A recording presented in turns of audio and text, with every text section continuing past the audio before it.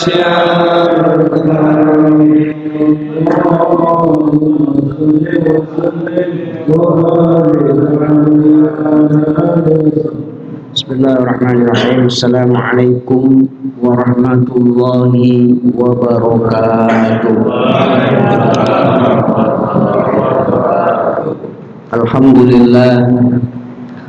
Alhamdulillahilladzi an'amana alaina minha ni'matul zahira wa minha ni'matul batina. Asyhadu an la ilaha illallah wahdahu la syarika lah wa asyhadu anna Muhammadan abduhu wa rasuluhu la nabiyya ba'dah. Allahumma shalli wa sallim wa barik ala sayyidina Muhammadin wa ala alihi wa sahbihi wa sallim. Taqarruban ilallah ala hazihi niyyah an Allah yaftahu alaina futuhal arifin wa yarzuquna kamal ikhlas wal yaqin wa anna Allah yufaqihuna fid din wad dunya wal akhirah wa anna Allah yashfi mardana ishfi ya Allah anta syafi la shifa illa shifauka anta man la yughadiru saqama wa ala niyatin anna Allah yutawwilu a'marana wa yubarik amwalana wa auladana wa ahlana wa anna Allah yaghfir wa yarham amwatana wa ahyana likulli shay'in a'taytana.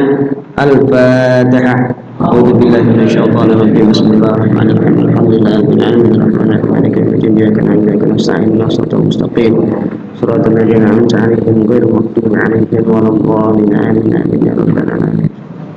Kemudian kita bacakan lagi surat Al-Fatihah yang pertama yaitu pahalanya untuk almarhum Bapak Mulyadi bin Daud.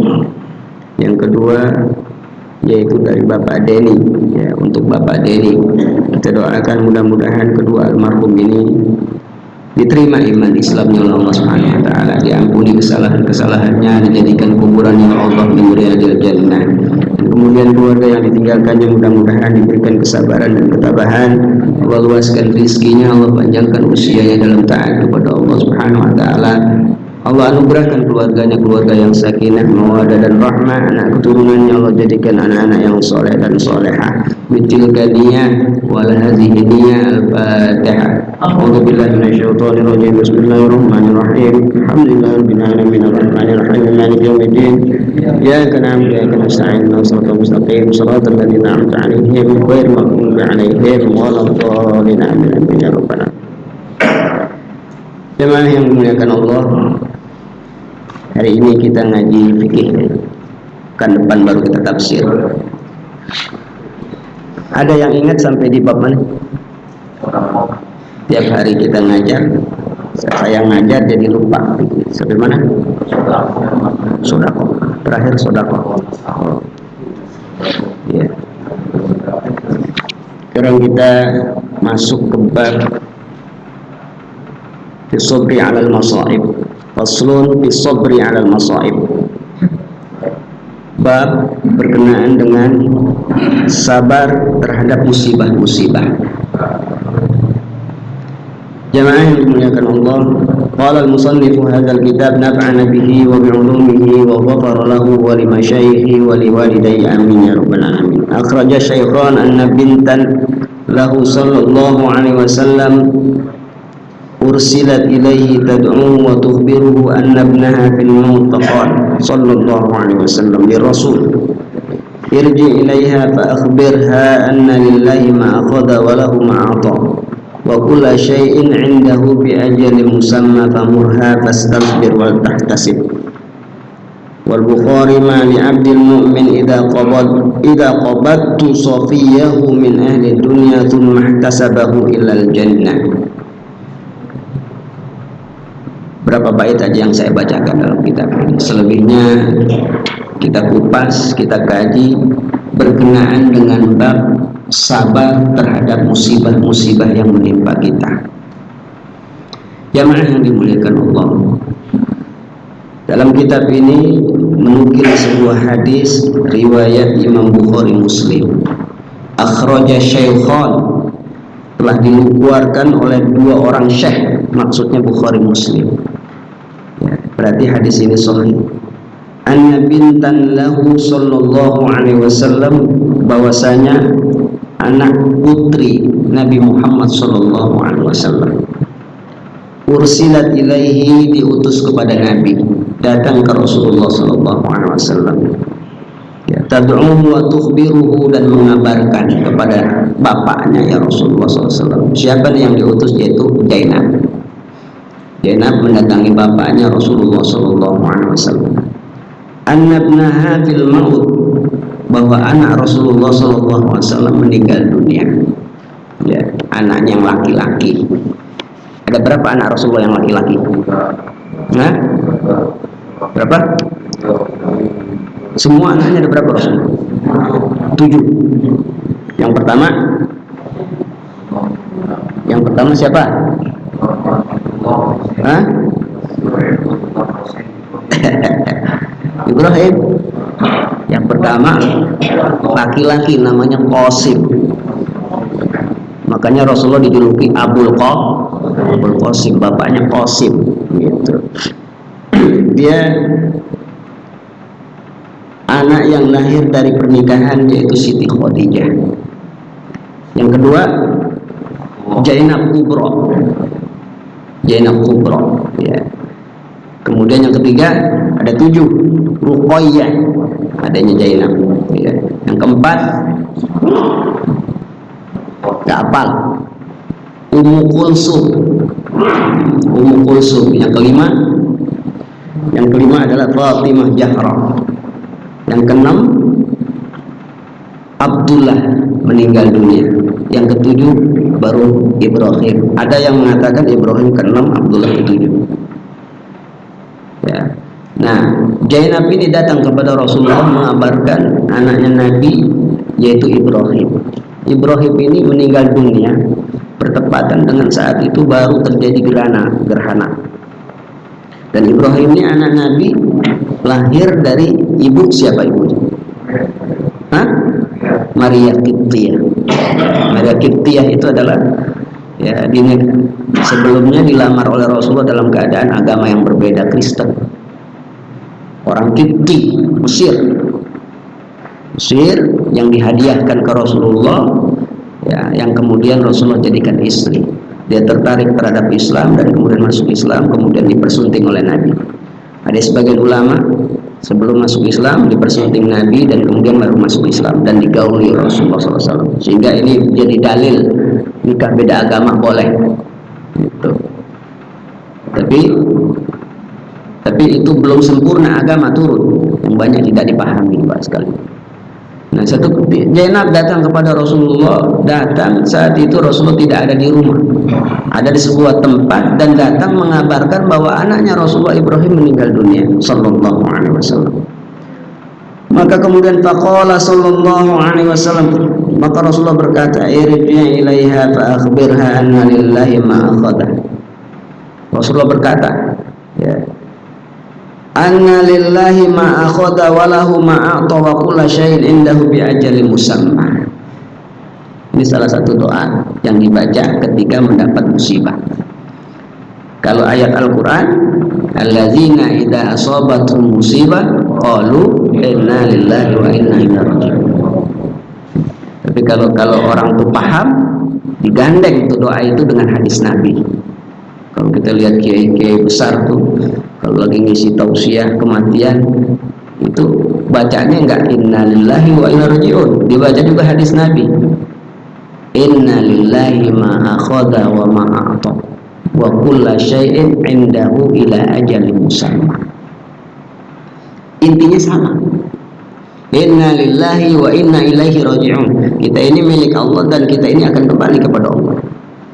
Kalau Rasulullah ketika anaknya wafat dikabarkan oleh anaknya yang lain, Rasulullah mengatakan, ya, anna lillahi ma akhadha, sesungguhnya punya Allah lah ma akhadha, apa yang Allah kehendaki Allah ambil, wa ma a'ta, dan apa yang Allah beri, apa yang Allah ambil itu dia punya Allah.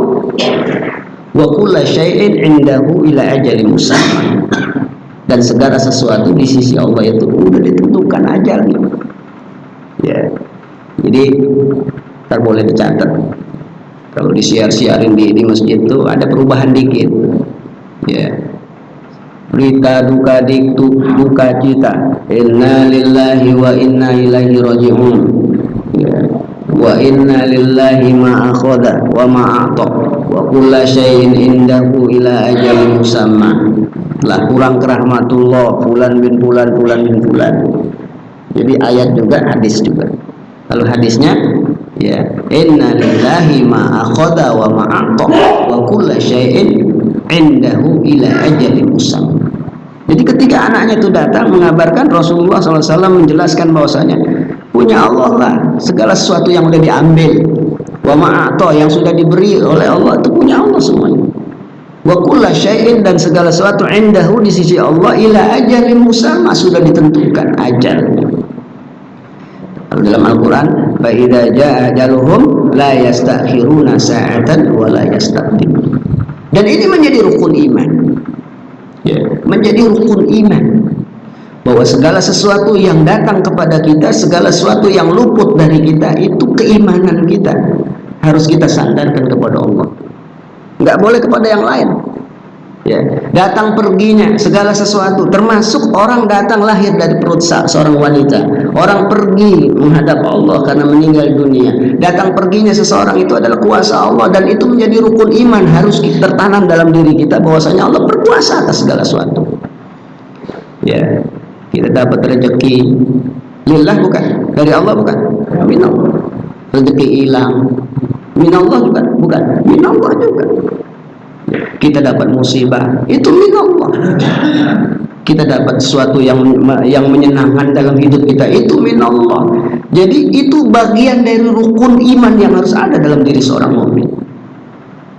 Gak cukup kita beriman hanya 4 doang, hanya 5 doang. Iman kepada Allah, iman kepada Rasulnya, iman kepada Al-Quran, iman kepada malaikat. Terus yang terakhir, iman kepada takdir baik dan takdir buruk. Dalam pandangan manusia, takdir baik, takdir buruk tuh, maksud takdir baik buruknya itu dalam pandangan manusia.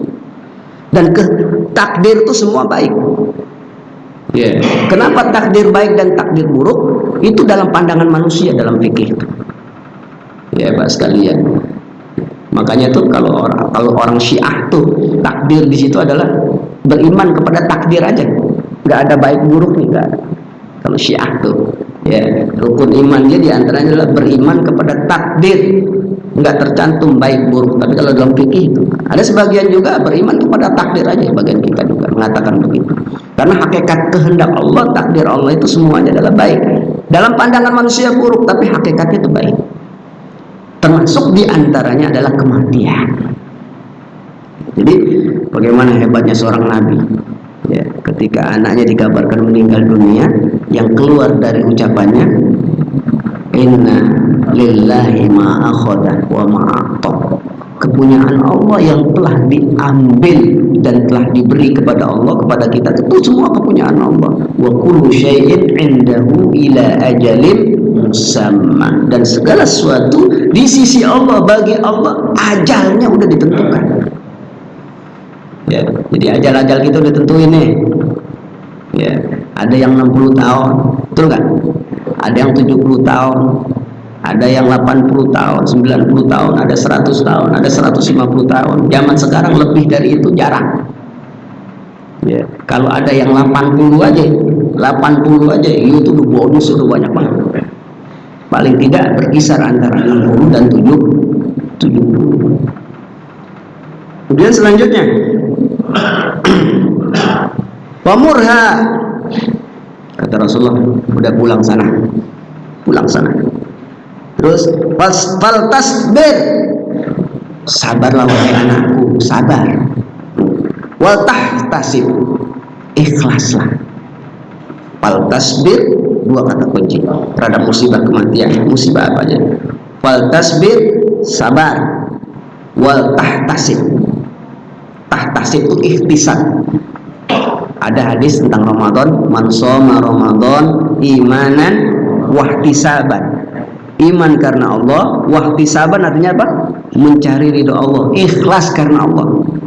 Jadi kunci terhadap kematian itu yang pertama sabar, yang kedua ikhlas, menerima musibah yang baru saja terjadi.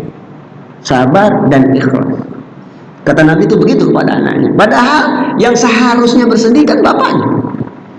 Padahal yang seharusnya berduka dalam itu bapaknya, karena anak kesayangannya meninggal dunia.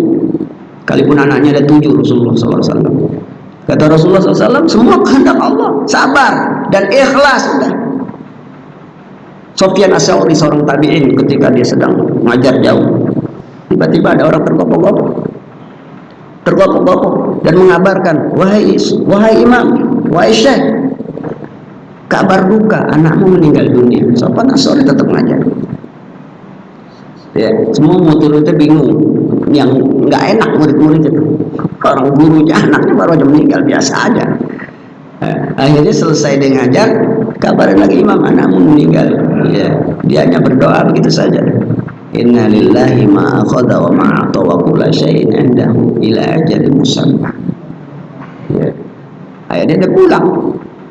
Nah, sebelum dia pulang, berapa perjalanan waktu ke rumahku? Sekian. Kalau begitu nggak perlu ada aku kuburin anak saya. Saya ikhlas kuburin anak saya. Ini disuruh kuburin tuh, dikuburin. Imam kan ada keperluan lagi, disuruh kuburin. Bapaknya kagak ngeliat, hanya dikuburin. Ya begitu Pak sekalian. Ya. Terus kata Rasulullah, udah pulang sana wahai anakku, sabar dan ikhlasin udah. Wa Bukhari, Imam Bukhari meriwayatkan sebuah hadis, mali abdil mu'min idza qabattu safiyahu min ahli dunya summa ihtasabahu ilal jannah. Catat.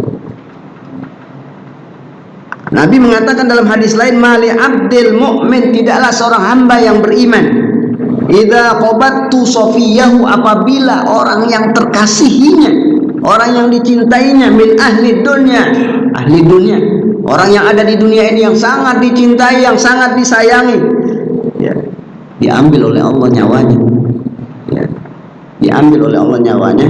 Summahtasabahu, dan kemudian ihtasabahu, dia ikhlas illal jannah, ya, melainkan akan dapat surga. Yang dapat surga yang ikhlas apa yang mati? Ya.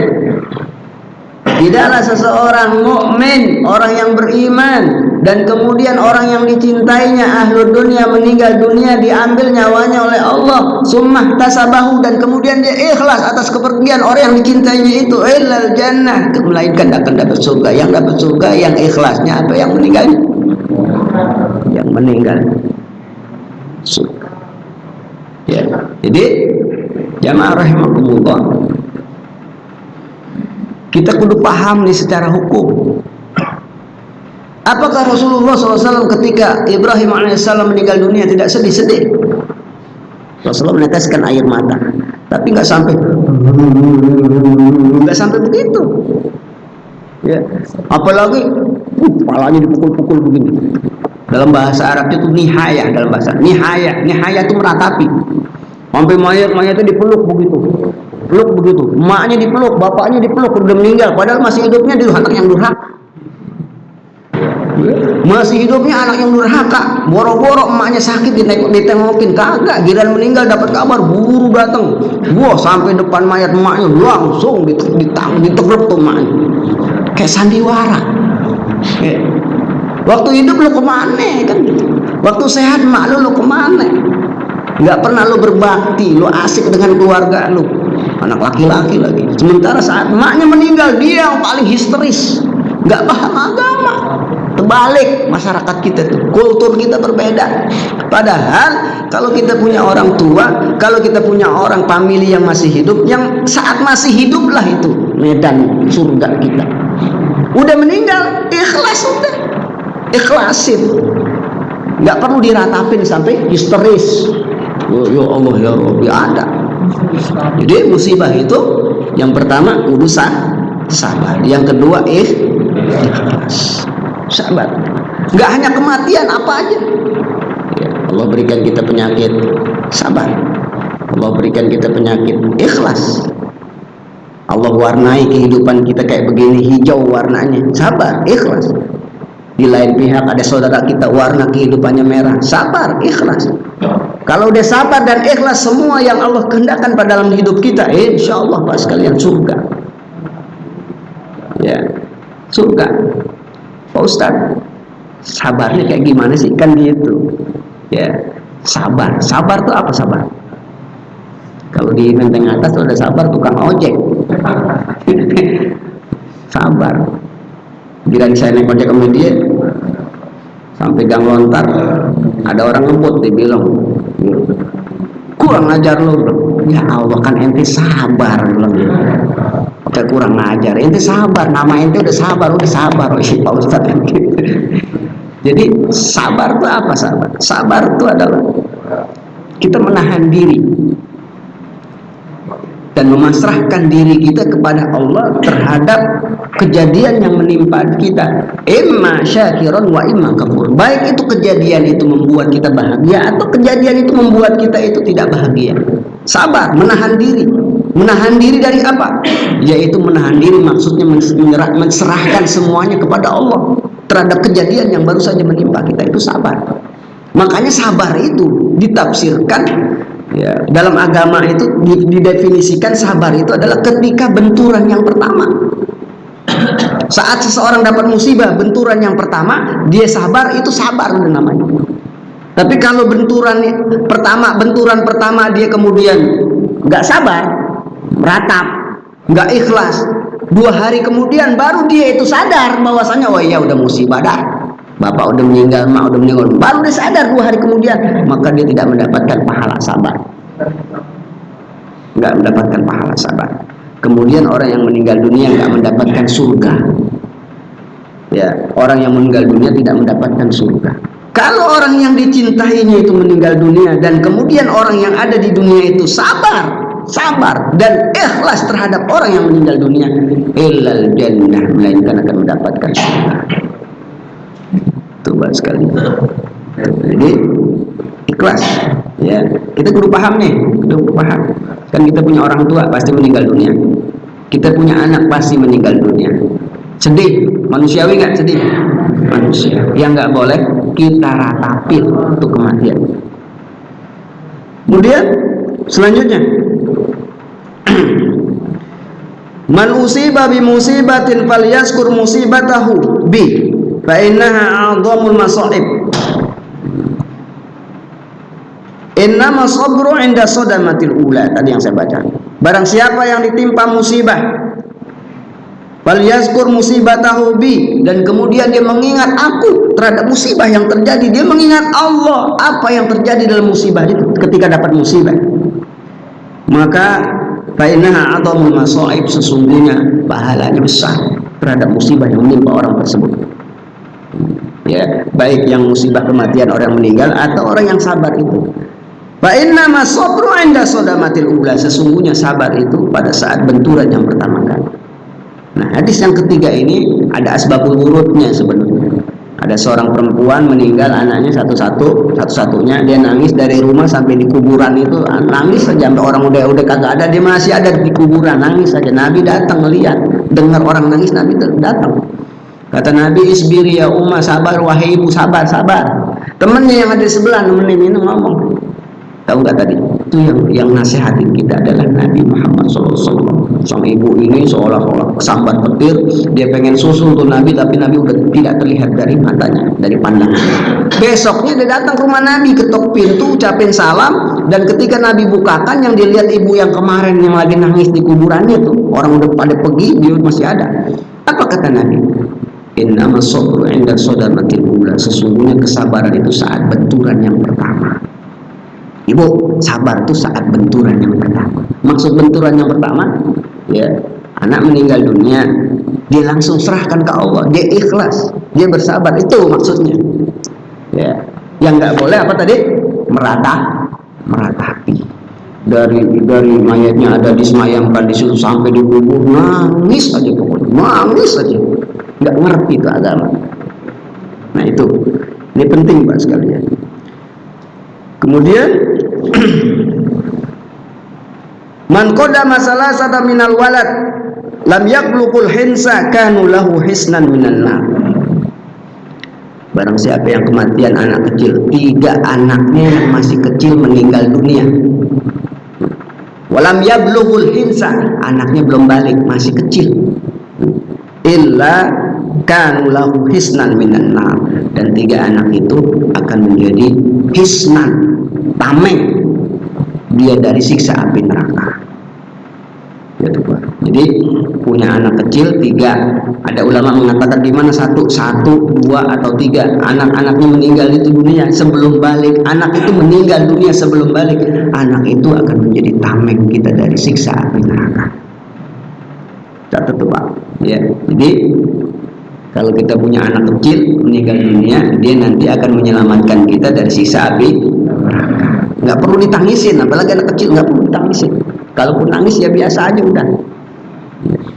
Kemudian faqala Abu Darda sahabat Nabi berkata,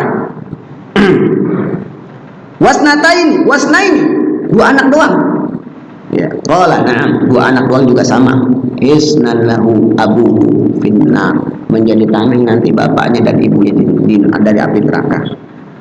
Berkata lagi kepada Abu Darda, wahidan, kalau 1 doang anak kecil meninggal dunia belum balik, sama juga akan menjadi tameng bapak ibunya nanti dari siksa api neraka. Ya. Terus selanjutnya Pak sekalian, wa fi Muslim annahu mata ibnu Abi Talha min Ummi Salim faqalat la yuhaddisuhu illa ana falamma jaa qarabtuhu ilaihi asya. Satu ketika ada sahabat Nabi namanya Abu Talha, dia kan istrinya namanya adalah Ummu Salamah. Dia punya anak meninggal dunia dan kemudian anaknya belum balik. Maka ketika itu orang yang yuhaddisuhu, yang mengabarkan bahwa anaknya meninggal dunia, kepada sahabat Nabi Abu Talha ini diberikan hadiah. Dan Ummu Salim kata Abu Talha, wahai istriku, ada harta yang kita miliki, ada. Abu Talha ini orang kaya dan dermawan, ada. Tolong ambil berapa? Sekian dirham, banyak, cukup untuk 4 tahun hidup dalam semua ini. Maka diambil, dikasih itu. Ada sahabat yang nanya, wahai Abu Talha, dia ngabarin anaknya meninggal kok dikasih hadiah? Karena berita gembira datang kepadaku, anakku yang meninggal dunia yang belum balik itu insya Allah akan menjadi penyelamat aku nanti di surga, di neraka. Gitu Pak sekali. Ya, jadi ulama dulu tuh luar biasa. Bahkan ada sahabat Nabi itu juga sama persis kejadiannya, tapi ya begitu, tentang ghibah. Ya, yaitu sahabat Nabi Imam Hasan Basri satu ketika ada muridnya bilang, "Mam, itu ada nyeritain engkau, ngomongin lu, ngomongin kamu wahai imam begini." Akhirnya Imam Hasan Basri pulang ngambil hadiah nih buat kamu. Loh, nggak usah. Ada sahabat yang lain nanya, kok dikasih hadiah? Sungguhnya ini berita gembira, karena hari ini aku mendapatkan pahala. Pahala apa? Itu orang yang ghibah itu kan amal kebaikannya buatku. Ulama dulu itu begitu. Jadi diomongin aja dikasih hadiah. Ya. Bahkan sahabat Nabi ya, ngasih kabar anak yang masih bayi meninggal dunia dikasih hadiah, karena berita gembira buat dia. Anak yang masih bayi yang belum balik tuh kalau meninggal dunia itu nanti akan menjadi tameng bapaknya dari siksa api neraka. Tuh, Pak sekalian. Kalau di kita banyak yang nggak paham hukum. Saya kan suka mandiin mayat, bayi-bayi itu. Ya Allah ya Rabbi, benar-benar terpukul. Kalau anaknya masih bayi itu meninggal, benar-benar terpukul. Lagi dimandiin, ya Allah diciumin lagi. Udah mau dimandiin, udah mau dikapanin juga, ya Allah masih dituin lagi. Astagfirullah. Mau dikuburin masih dipegang-pegang juga mamanya. Emang sih terpukul anak yang dicintai. Tapi kalau kita paham agama, nggak begitu. Ya. Ikhtisab, ikhlas, serahkan kepada Allah. Apalagi masih bayi, lam yablughul hul, belum balik, maka itu menjadi tabungan, menjadi tameng kedua orang tuanya dari siksa api neraka. Pak sekalian, di sini ada hadis Pak sekalian. Ada hadis bercerita tentang ya seorang anak yang meninggal dunia dan kemudian nanti kan ada di surga. Ya, ada, sehingga di sini ada murid Imam Syafi'i bertanya, wahai Imam, gimana anak meninggal dunia masih bayi? Bukankah dia tidak mengenal bapak ibunya? Tidak mengenal bapak ibunya. Kata Imam Syafi'i, ya, udkur anna sallallahu alaihi wasallam yaqul, ingatlah bahwasanya Rasulullah berkata, kullu man fil jannah, ya, kullu man fil jannah utruban atsraba. Setiap orang yang di surga itu adalah usianya semua sama. Jadi kalau meninggalnya masih bayi, dia masuk surga. Kalau dia masuk surga, udah usianya itu nggak jadi bayi. Usianya antara 30-33 tahun. Dan sekalipun dia meninggalnya bayi, nanti atas kehendak Allah dia kenal siapa bapaknya, siapa emaknya. Dia dikenal siapa bapaknya, siapa bapak emaknya. Bahkan ada kisah mbak sekalian, nanti seorang anak tuh di sini. Wa fi hadisin Muslim annal atfala da'amisul jannah. Hadis Muslim, riwayat Imam Muslim meriwayatkan sebuah hadis Rasulullah SAW berkata, annal atfala da'amisul jannah. Anak-anak kecil yang nanti itu di surga itu da'amis. Mereka tuh nyari-nyari bapaknya, nyari-nyari emaknya, nyari-nyari bapaknya. Ya. Ayah hijabin abwabiha, hijabin abwabiha, dan antara surga dan neraka itu hijabnya itu dibuka. Jadi orang neraka bisa melihat kenikmatan surga, orang yang di surga itu bisa melihat kenikmatan di neraka. Ya. Sehingga kata Nabi, anak-anak kecil yang meninggal dunia nanti itu nyari-nyari bapaknya, nyari-nyari nih, mana bapakku? Di sini. Ahaduhum abahu, wa qala abuhu, wa abawaihi. Berkata salah satu di antara anak-anak itu, malaikat, mana bapakku? Mana emakku? Aina ummi, aina abi, mana bapakku, mana ibuku? Fa akhadhahu bi sawbihi, sampai-sampai anak itu ngerengek-rengek minta bapaknya itu masukin ke surga. Karena kata malaikat, bapak ente ada di neraka, ibuku ada di neraka, tuh ada di neraka. Merengek-rengek tuh anak minta agar emak bapaknya itu masuk dalam surga. Maka kemudian dipersilakan oleh Allah sang anak itu mengambil menjemput bapaknya di neraka. Ya, kan tadi tanpa hijab. Jadi surga neraka itu nggak ada hijab. Orang neraka di neraka bisa melihat orang yang di surga, yang di surga bisa melihat orang di neraka. Dan mereka yuhaddis, yatakalam, saling bicara. Yang di surga itu saling bicara. Dalam Al-Quran itu ada ayat begini, wanada ashabun nari ashabal jannah, dan berseru orang-orang yang ada di neraka terhadap orang-orang yang di surga, an afidu alaina minal ma' au mimma razaqakumullah.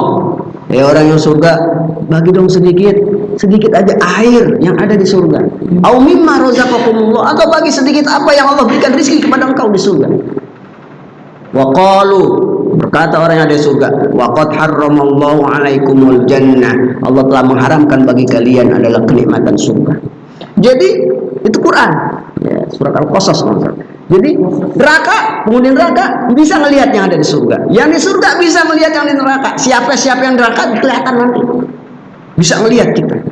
Nah, sang anak juga begitu, ketika dia lihat di surga nggak ada bapak emaknya, dia manggil-manggil nanti, manggil-manggil, ngerengek-ngerengek. Pas dipersilakan untuk mengambil bapaknya di neraka dan ibunya di neraka, maka kata Rasulullah, fa akhadahu bi sawbihi bi yadi, maka sang anak itu langsung diseret-seret tuh bapaknya, bajunya diseret-seret, ayo cepet Pak, ayo cepet. Itu hadis Nabi riwayat Bukhari Muslim. Qala bi yadihi fala yantahi hatta yadkhulal jannah, dan enggak berhenti bapaknya diseret tuh hatta yadkhulal jannah, sampai bapaknya masuk ke surga, ibunya masuk ke surga. Tuh gitu buat sekalian. Jadi ini hadis ini lebih jelas lagi. Kalau tadi ya bahwasanya seseorang yang meninggal dunia masih bayi belum balik, dia sebagai tameng buat bapak ibunya dari neraka. Lebih jelas lagi caranya kayak gimana? Nabi jelasin tuh. Nanti sang anak tuh sekalipun masih bayi, masih orok, dia di atas kehendak Allah bisa kenal siapa bapak emaknya. Dia cari-cari emak bapaknya tuh, kemana bapak emaknya, ada di neraka. Dia memohon kepada Allah dan memberikan syafaat. Nah, dari hadis ini bahwasanya anak kecil yang meninggal dunia belum balik itu akan memberikan syafaat kepada bapak ibu. Coba alasan apa kalau kita terlalu terpukul saat anak kita yang masih kecil itu meninggal dunia? Alasannya apa? Gak paham agama. Kalau kita paham agama, gak kudu kita menangis sampai larut anak kita meninggal dunia, karena anak itu akan menjadi tabungan buat kita. sahabat sekalian. Ya, paham insyaallah ya. Kemudian lanjutnya Ibnu Umar, sahabat Nabi, beriwayatkan sebuah hadis. Satu ketika dufina ibnuhu, anaknya dikubur. Faqila lahu, maka dikatakan kepada Ibnu Umar ini, yatahaddahu, tertawa. Anak Ibnu Umar dohaka inda dufina ibnuhu. Anaknya Umar bin Khattab tertawa saat anaknya dikubur. Coba bayangin. Ya. Dohika inda dufina ibnuhu. Anaknya masih kecil dikubur, dia ketawa. Faqila lahu, ada yang nanya sama Ibnu Umar ini, atadhuka, kenapa ente ketawa? Faqala, berkata Ibnu Umar, aradtu an argamu syaitan. Aku menghendaki, aku berharap setan hari ini ya frustasi. Kenapa frustasi? Karena jaminan, udah ada jaminan aku masuk surga. Kata Ibnu Umar, udah ada jaminan aku masuk surga. Apa jaminannya? Memang tuh yang lagi dikubur. Kata Ibnu Umar, tuh yang lagi dikubur, jaminanku masuk surga. Ya Allah ya Rabbi ya Rahman. Coba ada nggak zaman sekarang anak meninggal dunia pas dikubur dia ketawa gitu kan? Ya Allah, ini sahabat Nabi, dia ketawa, dia tanya, kenapa hari ini setan frustasi? Kenapa? Karena ada jaminan buatku masuk surga. Jaminannya apa? Itu anakku yang lagi dikubur, jaminan masuk surga. Nggak ada ikhtilaf ulama dalam hal ini. Ketika sang anak masih kecil meninggal dunia, tidak ada ikhtilaf ulama, semua sepakat bahwasanya itu adalah hisnan, audatnan, hisnan, ya, tameng atau sebagai tabungan nanti kita buat bapaknya di akhirat. Dijamin bapak emaknya masuk surga karena memberikan syafaat. Ya Allah ya Rabbi ya Rahman. Berbeda kalau anak kita sudah balik, apalagi anak yang ahlul maksiat. Dan itu tergantung bapaknya saat masih sehat. Kalau bapaknya mendidik dari kecil anak secara agama, dididik terus, disekolahkan secara agama, diberikan tauladan yang baik dalam rumah tangganya, dikasih makan yang baik, dia tumbuh dewasa, udah balik terus dewasa, ternyata anak itu menjadi anak yang ahlul maksiat, bapaknya terbebas kan dari dosa anak? Terbebas kan? Terbebas. Ya, terbebas. Bapaknya meninggal dunia, anaknya tumbuh tetap menjadi anak yang ahlul maksiat, kerjaannya maksiat aja.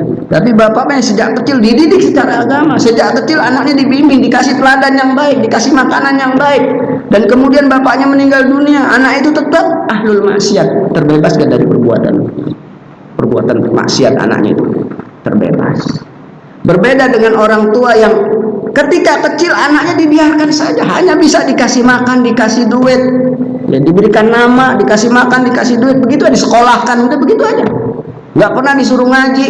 Di masjid ada TPA, nggak pernah suruh ngaji, nggak pernah peduli anaknya bisa baca Quran atau tidak, nggak pernah peduli anaknya bisa wudhu yang baik atau tidak, nggak peduli lah pokoknya itu bapak. Dan kemudian ya, meninggal dunia bapaknya, tumbuh anaknya itu menjadi ahlul maksiat, orang yang suka berbuat maksiat, kecepretan nggak dosanya bapaknya? Kecepretan.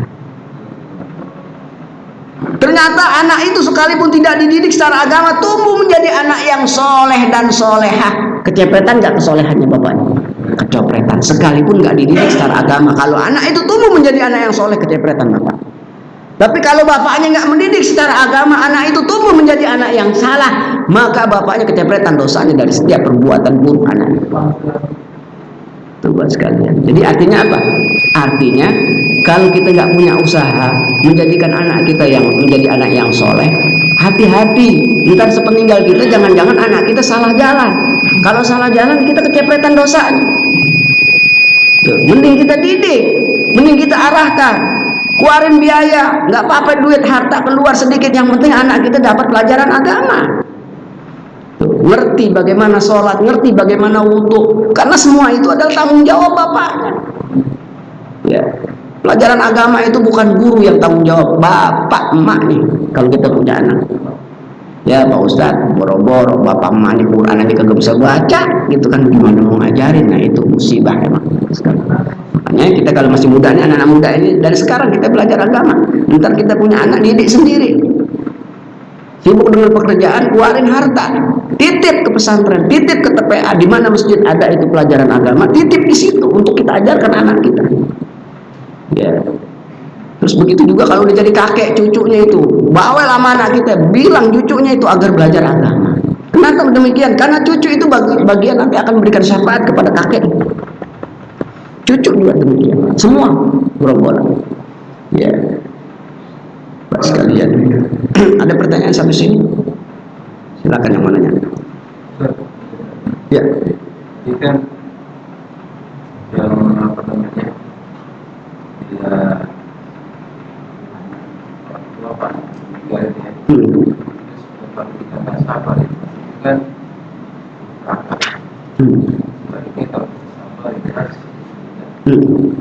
Posisi seolah amal ibadah sawait ini nggak kehitung gitu kan? Gimana sih? Ya.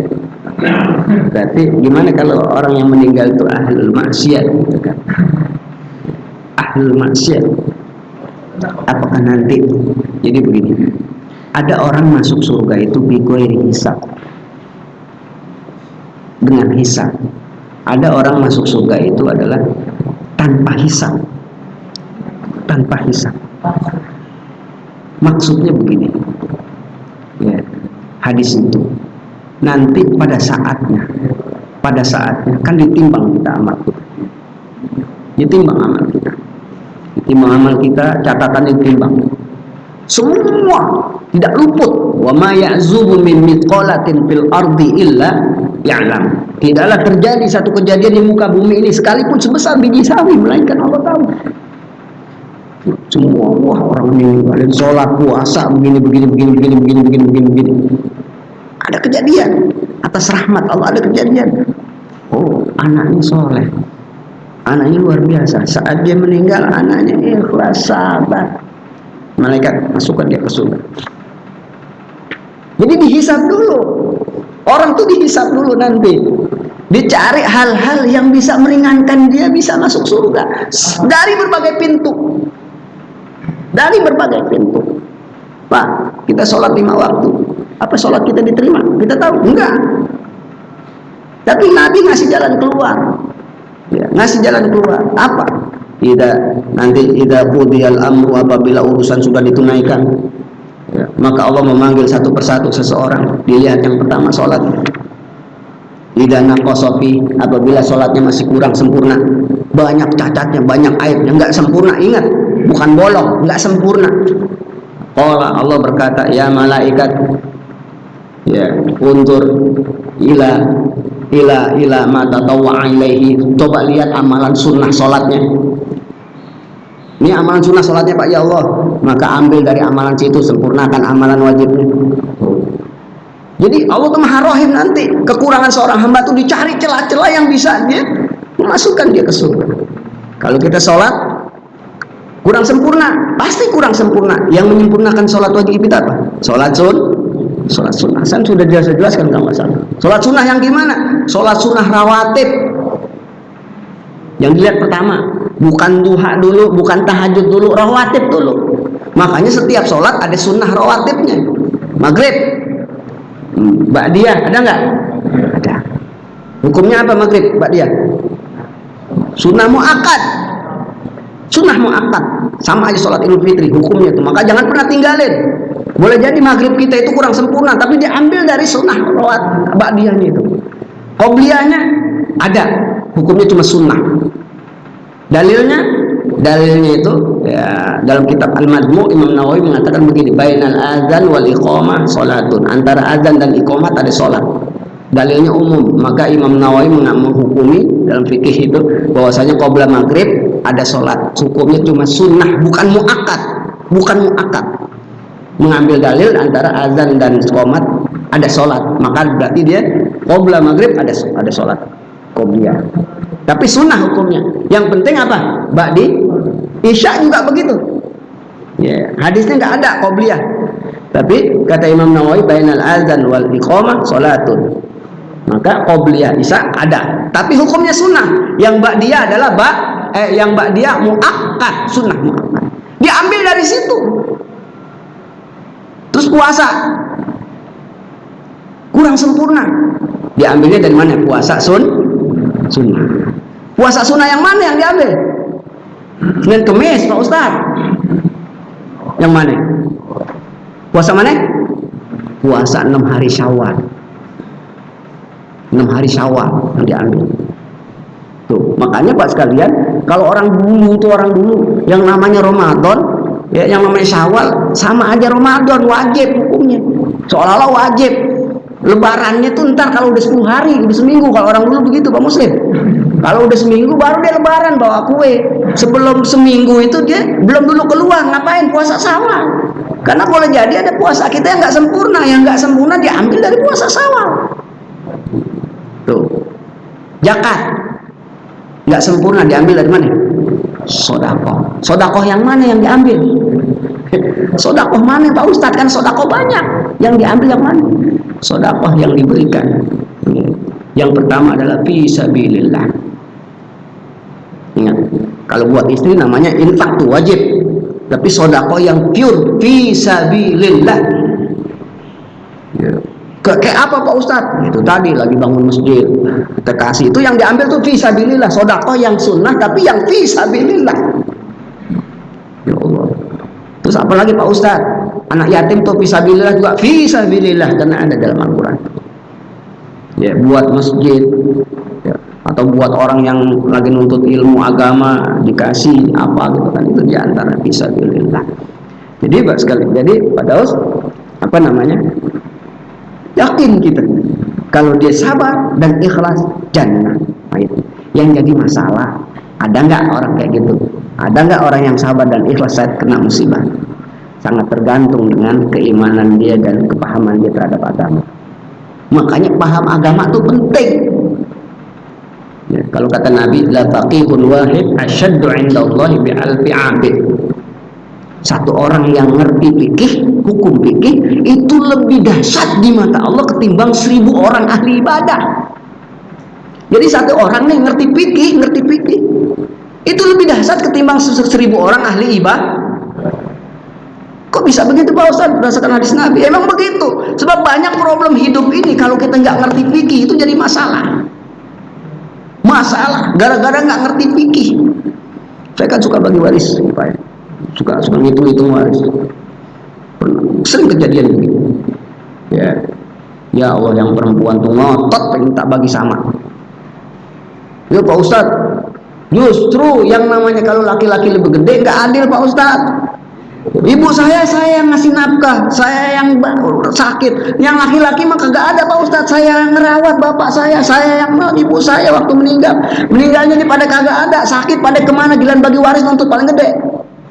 Itu nggak adil Pak Ustaz. Ya Allah ya Rabbi, terus dadakan. Padahal kalau yang namanya anak, mau laki perempuan, masih ada orang tua, semuanya wajib merawat ibunya yang sedang sakit.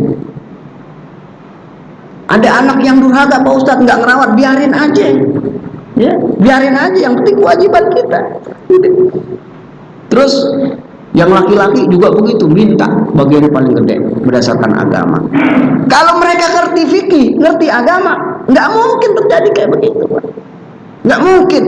Ya, mereka takut berbakti sama orang tua, ngerawat ibu, ngerawat bapak, bahkan sakitnya biayain anak yang lakinya entah kemana. Kalau mengerti agama, dia ikhlas, nggak perlu disebut, itu pahala buat saya kan. Saya juga begitu Pak. Ya, di rumah saya tuh masih ada orang tua perempuan. Di situ ada ipar, 2 orang keluarga, kan waktu kemarin awal COVID di PHK lakinya. Saya bilang udah tinggal di sini aja, tinggal di sini. Ketimbang punya anak kemudian ngontrak begini, tinggal di sini semua, biar saya di belakang, saya tinggal di belakang. Terus tiap bulan kasih beras 1 karung. Ada laporan tuh. Ya Bi, yang makan mah bukan nenek mah sedikit, ya nggak apa-apa udah. Biarin aja saya bilang itu. Nggak apa-apa udah, biarin aja. Nggak perlu usah-usik. Biarin lah, kita kasih buat ibu kita nih ya, sekarung sebulan, misalnya sebulan, ternyata di situ adik saya, ponakan pada makan itu, ya kagak apa-apa udah. Karena bapaknya kerjanya begitu. Jadi Jadi jangan sampai kita itu hilang pahala kita, perbuatan baik kita sebut, perbuatan baik kita sakitin orang lain, perbuatan baik kita ungkit-ungkit, perbuatan baik kita pokoknya kita expose. Itu jangan sampai hilang tuh. Ya ayyuhalladzina amanu la tubtilu shadaqatikum bil manni wal adza. Ya orang beriman, jangan kau hapus amalan sedekahmu dengan menyebut-nyebutnya. Nyebutnya aja kagak boleh. Kecuali agar bisa diteladanin buat orang banyak, itu kagak apa-apa. Tapi kalau nyebutnya ada unsur riya, nyebutnya untuk nyakitin orang lain, maka akan hapus amalan itu saat itu juga. Jadi Pak sekalian, penting kita belajar fikih kayak sekarang ini. Ya, kayak sekarang ini. Kenapa demikian? Karena kita akan dihadapi oleh kehidupan yang ada dalam fikih. Kena musibah, bagaimana caranya kita menghadapi musibah? Kan ya, misalnya seseorang kehilangan uang. Kehilangan musibah bukan? Musibah bukan? Ntar babnya ada di sini. Babnya ada. Kita kehilangan uang, musibah. Nanti babnya apa? Terus di samping itu musibah, itu juga teguran. Kenapa teguran? Kata ulama. Imam Zamakhsyari mengatakan begitu. Imam Nawawi juga begitu. Itu teguran. Kenapa teguran? Sebab setiap orang, kullu man fata maluhu, setiap orang yang kehilangan hartanya, itu disebut teguran. Teguran agar dia bersedekah, berinfak. Pak, hukum nemuin barang di jalanan tuh hukumnya apa? Kalau kita ambil, boleh nggak? Nggak boleh. Memiliki barang yang kita temui itu boleh nggak?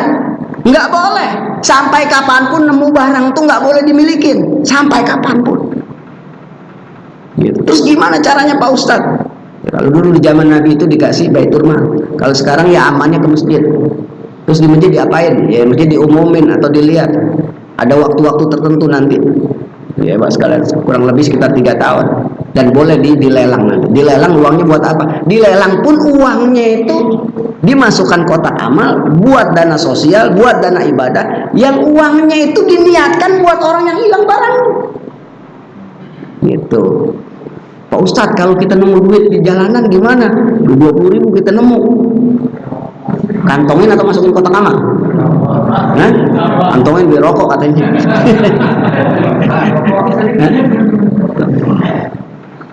Jangan sekali-kali beli rokok, jangan sekali-kali beli makanan haram, hukumnya inti makan uang haram. Haram tuh selama-lamanya hukumnya haram. Terus gimana Pak Ustadz duit? Ya, masukin kotak amal, sedekahin atas nama orang yang kehilangan duit. Pahalanya buat siapa berarti? Buat orang yang kehilangan duit. Pahala. Cuman dipaksa oleh Allah, dia bersedekahnya itu dipaksanya dia kehilangan duit dulu, dipaksa oleh Allah biar dapat pahala sedekah. Lu kagak punya pahala sedekah, dipaksa kehilangan duit. Tuh. Jadi Pak sekalian begitu.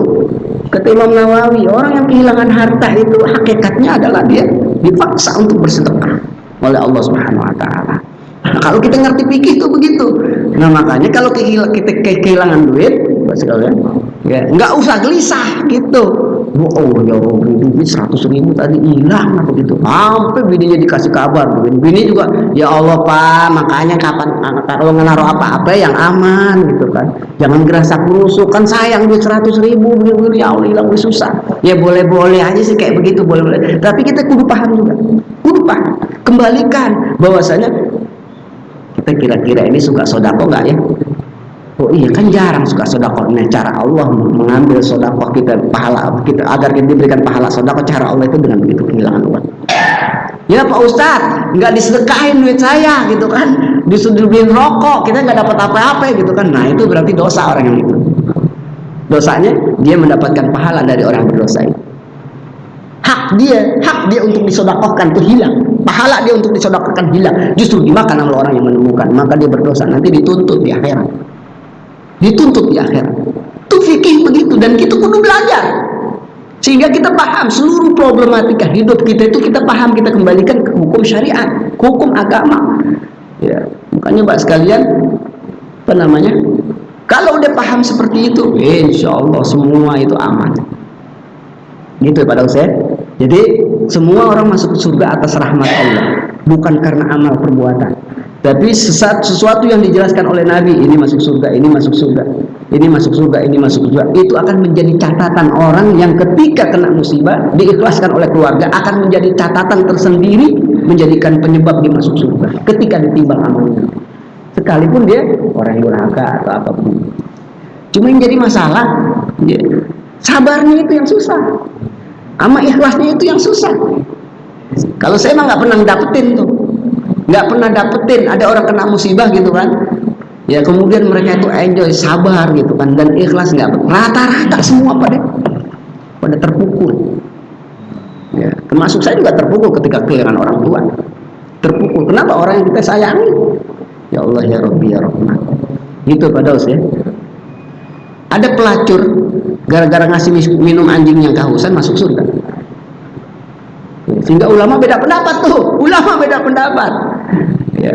Bagaimana mungkin pelacur nggak pernah beramal soleh, orang melacur tapi hadisnya sahih, gimana mungkin? Ada ulama mengatakan itu menandakan jangan pernah sepelekan amal kebaikan sekalipun kecil, boleh jadi itu menghantarkan kita ke surga. Ada yang mengatakan amal apapun kalau itu dahsyat, ikhlas dikerjakan, dasar ikhlas karena Allah dikerjakan, boleh jadi amal yang ikhlas itu sekalipun amal lain banyak ditinggalkan, atas rahmat Allah bisa mengantarkan dia masuk surga. Ada mengatakan seperti itu, ada. Tapi yang benar adalah bahwa orang masuk surga atas rahmat Allah. Tapi awal mulanya semua catatan amaliyah kita diperlihatkan. Ketika kita rapotnya merah, dicari celah oleh Allah. Dicari celah ya, diperintah atas perintah Allah agar meringankan orang ini masuk neraka, kemudian masuk surga. Dicari celah, terlihat oh ternyata saat dia meninggal dunia keluarganya itu ikhlas dan sabar, bahkan sepanjang hari ngedoain bapaknya, sepanjang hari ngedoain bapaknya terus, ya malaikat masukkan anak ini ke surga, bapak ini ke surga gitu. Jadi Pak sekalian, kita belajar fikih, semua kebaikan yang dijelaskan oleh syariat itu jalanin. Kan kita nggak tahu dari mana kita masuk surga. Dari sholat 5 waktu belum tentu, dari puasa belum tentu. Yang jelas dalam sebuah hadis tuh banyak orang masuk surga itu dari amalan sunnah. Tapi catat ya, cerita tuh banyak orang masuk surga dengan amalan sunnah, tapi udah beres dengan yang wajib ya. Dengan amalan sunnah udah beres dengan yang wajib.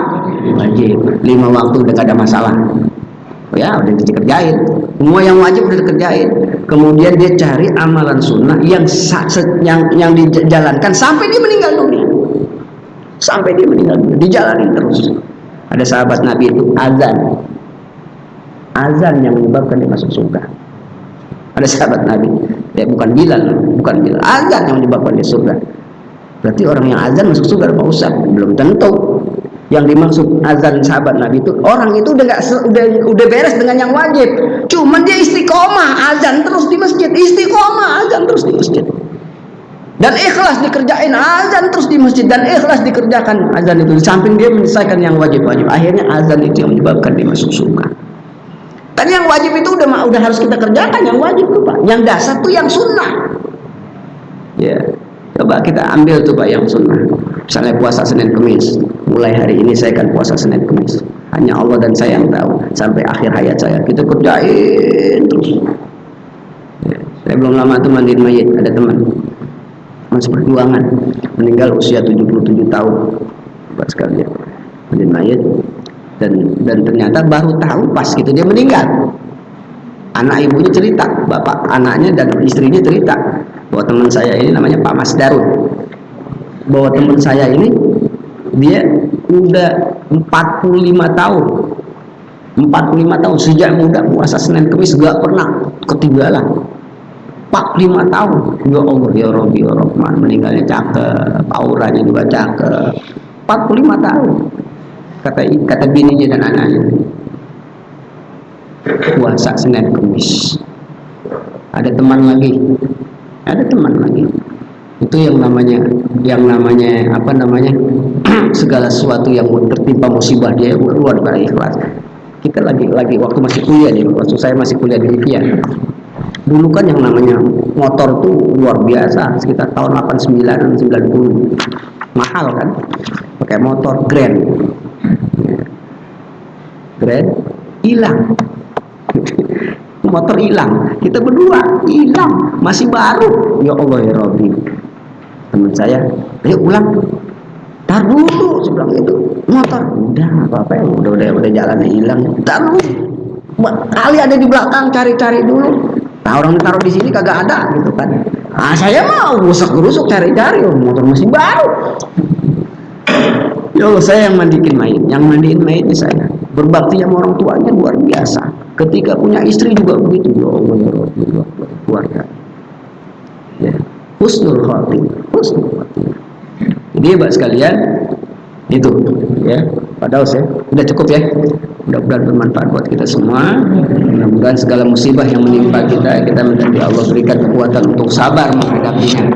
Allah jaga iman Islam kita, Allah lindungi kita dari segala macam mara bahaya. Semoga Allah jadikan rumah tangga kita rumah tangga yang sakinah, mawaddah dan rahmah. Allah berkahi harta kita, Allah berkahi usia kita, Allah jadikan anak-anak kita anak-anak yang soleh dan solehah. Allah perbaiki rumah tangga kita menjadi rumah tangga yang sakinah, mawaddah dan rahmah. Betilkan dia ala hadiniya ulil yakin salih ala hadratin Nabi Mustafa Nabiyina Muhammadin sallallahu alaihi wasallam. Al-Fatihah. Alhamdulillah minasyaitonir rajim. Bismillahirrahmanirrahim. Alhamdulillahirabbil alamin. Arrahmanirrahim. Maliki yaumiddin.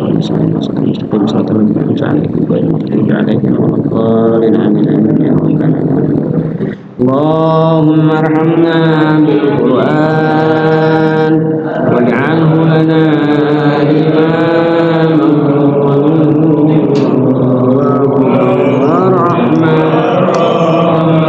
Allahumma dzakirna minhu ma nasina wa 'allimna minhu ma jahilna warzuqna tilawatahu وأطراف النهار واجعله لنا حجة يا رب.